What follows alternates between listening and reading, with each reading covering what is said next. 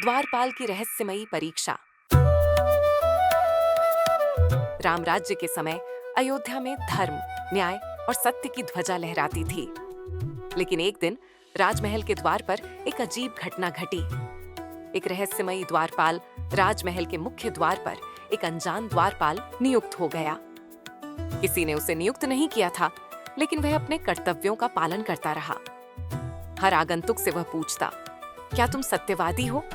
जो सत्य बोलता उसे अंदर जाने देता, लेकिन जो झूठ बोलता वह रहस्यमय ढंग से गायब हो जाता। ये बात पूरे नगर में फैल गई।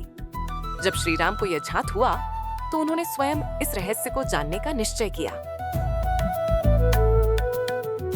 श्री राम स्वयं द्वारपाल के पास पहुंचे और बोले, हे द्वारपाल, तुम कौन हो और ये कैसी परीक्षा ले रहे हो? द्वारपाल मुस्कुराया और बोला, प्रभु, मैं सत्य का प्रहरी हूँ। जो भी झूठ बोलता है वह इस संसार से अदृश्य हो जाता है। श्री राम ने गंभीरता से पूछा, यदि कोई अज्ञानवश असत्य बोल दे तो क्या उसका उद्धार संभव नहीं? द्वारपाल बोला, सत्य ही मोक्ष का मार्ग है, लेकिन एक मार्ग और है। जो सच्चे मन से अपने पापों का प्रायश्चित करे उसे मैं क्षमा कर सकता हूँ।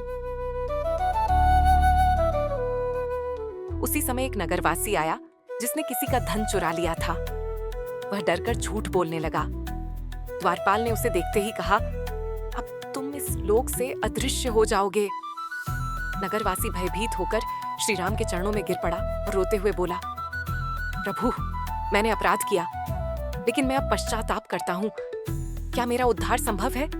श्री राम ने द्वारपाल को देखा और कहा, अब यह सत्य स्वीकार चुका है, क्या यह मुक्त हो सकता है? द्वारपाल ने मुस्कुराकर कहा, हे राम, आपने स्वयं इसे सत्य के मार्ग पर ला दिया है। यह अब मोक्ष का अधिकारी है। जैसे ही यह कहा, द्वारपाल एक दिव्य रूप में प्रकट हुआ और बोला, हे रघुनंदन, मैं स्वयं धर्म का रूप हूँ। मैं आपके राज्य की परीक्षा लेने आया था। आपने सिद्ध कर दिया कि केवल सत्य ही नहीं, करुणा और क्षमा भी धर्म के अंग हैं। अब मैं वापस अपने लोक को जाता हूँ। जय श्री राम। कहते ही वह ज्योति में विलीन हो गया।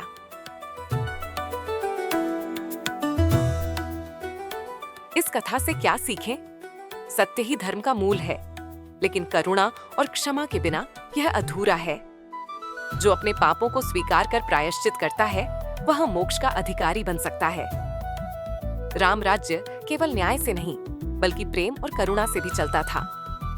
कैसी लगी यह अनसुनी कथा? ऐसी और भी अद्भुत राम कथाएं जानने के लिए जुड़े रहिए। जय श्री राम।